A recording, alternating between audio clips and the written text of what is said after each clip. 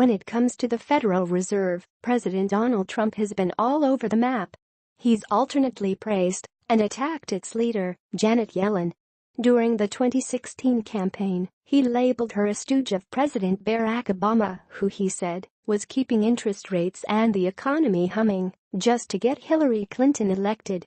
The Fed has become very political, Trump said. Beyond anything I would have ever thought possible. More often than not, though, he said the economy was in a ditch. One time he even said unemployment was 42%.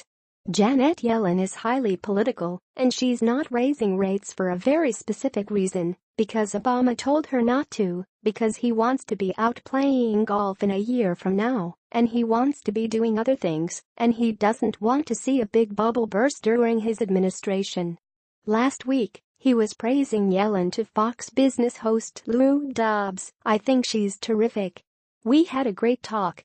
Dobbs advocated for Trump to keep her on for another term, but the president hinted that he wouldn't. "You'd like to make your own mark," which is maybe one of the things she's got a little bit against her.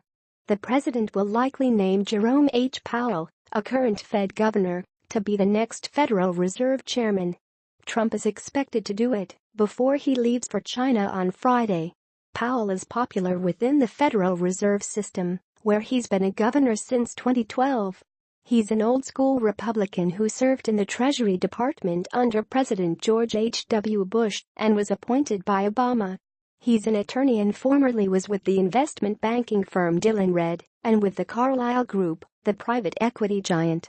A native Washingtonian, the 64-year-old earned a BA from Princeton and a JD from Harvard before beginning his upward trajectory. His net worth, which was as high as $75 million when he was nominated for a full term in 2014, makes him the richest Fed governor. Trump resisted pressure from those who wanted a more dramatic change at the Fed. John B. Taylor, a Stanford University economist, was also on the president's shortlist, and he would have taken the central bank in a much different direction. He has been a vocal critic of some of the measures that the chairman before Yellen, Ben Bernanke, used to battle the financial crisis, including keeping downward pressure on interest rates and using the Fed to purchase vast quantities of securities, a policy known as quantitative easing. In several rounds of QE, the Fed purchased billions of dollars in bank debt, mortgage-backed securities, and treasury notes. Powell has been generally supportive of Bernanke's efforts.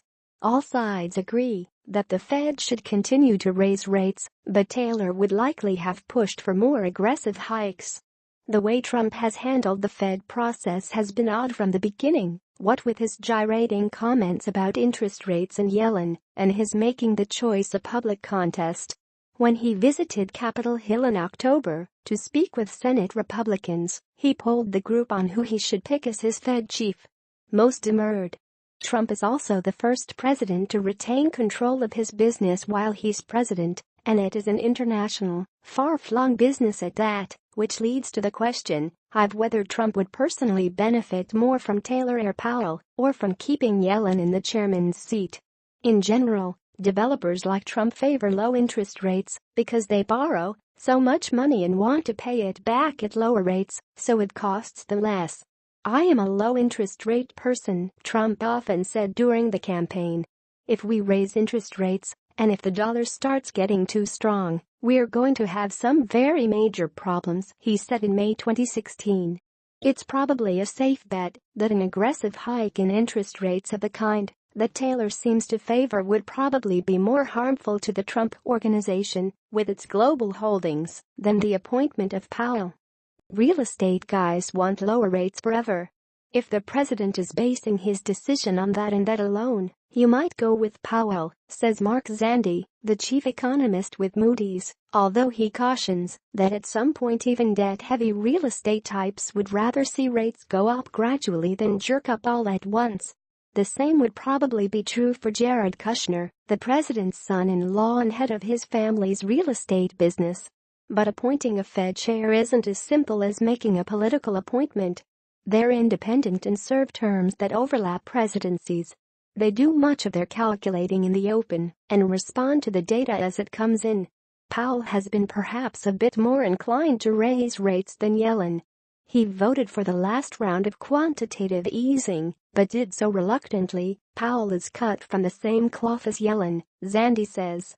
Although he's a bit quieter and more reserved, he's very consensus-oriented and very pragmatic.